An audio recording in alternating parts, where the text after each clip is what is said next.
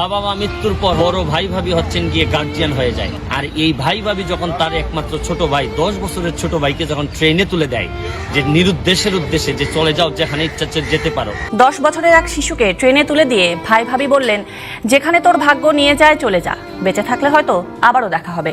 ঘটনা নওগাঁর রানীনগরে। বাবা মায়ের মৃত্যুর পর শিশুটির দায়িত্ব না নিয়ে এমন কাণ্ড ঘটানো হয়। এটা কত বড় অমানবিক ঘটনা বাংলাদেশে। আর এই ঘটনাটি ঘটেছে, আপনারা জানেন যে গতকালকে রানীনগর উপজেলার ভবানীপুর গ্রামের রফিকুল, এই রফিকুলকে ট্রেনে তুলে দেওয়া হয়েছে। আর তুলে দিয়েছেন তারই আপন ভাই ভাবি। চিন্তা করা যায় যে যেসব জায়গাগুলোতে মাথা রেখে কাটতে পারার কথা, এখন এরাই আমাদের কাদার কারণ হচ্ছে। বাংলাদেশের সমাজ ব্যবস্থায় ভাই ভাবি যদি এইরকম ভাবে আরেকটা ভাইকে তুলে দেয়, তাহলে আপনি চিন্তা করতেছেন যে সমাজের যে কেমিস্ট্রি, আমাদের এই কেমিস্ট্রিটা দিন দিন কত দুর্বল হয়ে পড়তেছে। আর এই ছেলেটাকেই পাওয়া গেছে, আপনারা জানেন হচ্ছে গিয়ে রাজবাড়িতে। এখন এই রাজবাড়ি থেকে হয়তো তাকে আবার নওগাঁয় পাঠানো হবে। শনিবার রাতে নওগাঁর ভবানীপুর গ্রামের মৃত বাদশা মণ্ডলের ছেলে রফিকুল ইসলামকে পাওয়া যায় রাজবাড়ির বালিয়াকান্দি উপজেলার বহরপুর রেল স্টেশনে। এ সময় রফিকুল জানায়, প্রায় 1 বছর আগে বাবা মায়ের মৃত্যুর পর নানা নির্যাতন সহ্য করে একমাত্র ভাই ভাবির সঙ্গে থাকতো সে। সবশেষ শনিবার তার দায়িত্ব নিতে পারবে না বলে রাজশাহী থেকে ছেড়ে আসা টুঙ্গিপাড়া এক্সপ্রেস ট্রেনে তুলে দেয় তার ভাই ভাবি। আমি হলো খেলতেছিলাম, আমার ভাই ডেকালে এনেছে, ডেকালে এনে হচ্ছে গেলে ঘুরে যাবো। আমি হচ্ছে চলো, হচ্ছে কোথায় যাবেন, আমাকে হচ্ছে ওই দিকে যাবো, চলো। আমি গেছি, যাওয়ার পরে হলো আমার ট্রেনে তুলে দিয়ে বেড়েছে। আমি এই ভিডিওর মধ্য দিয়ে বলতে চাই যে এই ছেলেটার দায়িত্ব আমি ব্যারিস্টার সুমন নিতে চাই। যদি এইখানে আপনারা যারা নওগাঁর আছেন, নওগাঁর ইওনো সাহেবের উদ্দেশ্যে আমি বলছি বা ডিসি সাহেবের উদ্দেশ্যে বলছি, আমি যথাযথ আইনি প্রক্রিয়ায় এই রফিকুলের দায়িত্ব নিতে চাই।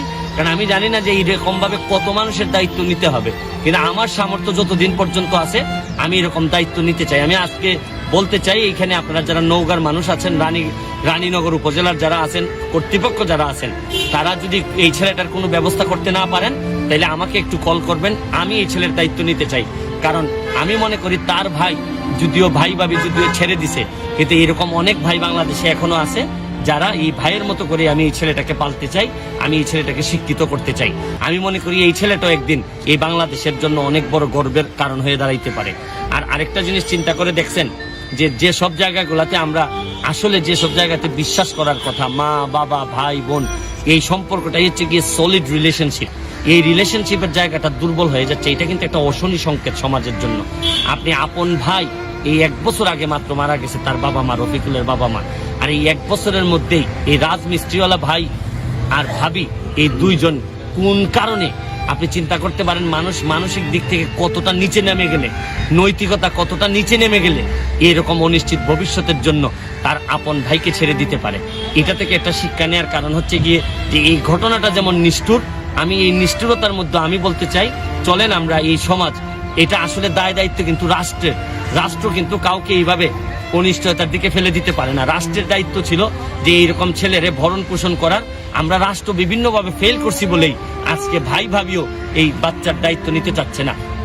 রাষ্ট্র যদি ঠিকঠাক মতো এইসব দুর্নীতিবাজদেরকে ধরতে পারতো, তাহলে কখনোই এরকম সিচুয়েশন হইতো না। হাজার হাজার কোটি টাকা যখন দুর্নীতি হয়, এই হাজার হাজার কোটি টাকা দিয়ে কত রফিকুল রে যে লালন পালন করা যেত, এটার কোনো শেষ নাই। আমি তাই বলবো যে আমি আবারও রানীনগরের যারা আছেন তাদেরকে বলবো যে এই ছেলেটার দায়িত্ব আমাকে দেন, আমি দায়িত্ব নিতে প্রস্তুত।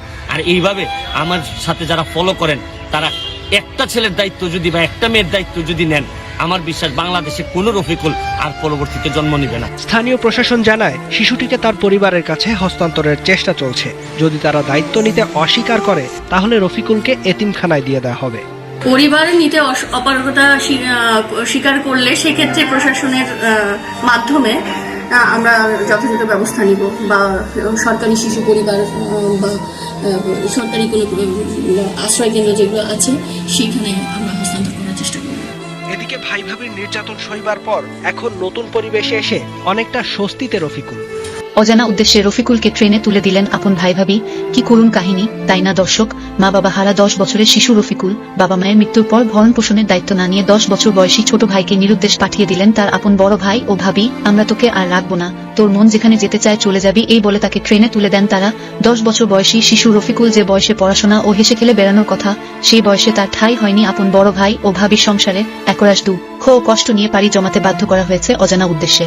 অনেক আকুতি মিনতি করা হলেও ভাই ভাবির কঠিন অন্তর গলেনি। কি বলবেন দর্শক, আপনি আপনার মূল্যবান মতামত এই ভিডিওর কমেন্টে জানাতে পারেন। আর এই ভিডিওটাকে বেশি বেশি শেয়ার করে সকলকে দেখার সুযোগ করে দিবেন। এরকম ভাই ভাবির যেন আর পৃথিবীতে দ্বিতীয় না থাকে। সত্যি সুমন ভাইয়ের জন মানবতার ফেরিওয়ালা, তারই প্রমাণ দিলেন আজকে। ভালো থাকবেন, সুস্থ থাকবেন, ভিডিওটি বেশি বেশি শেয়ার করবেন।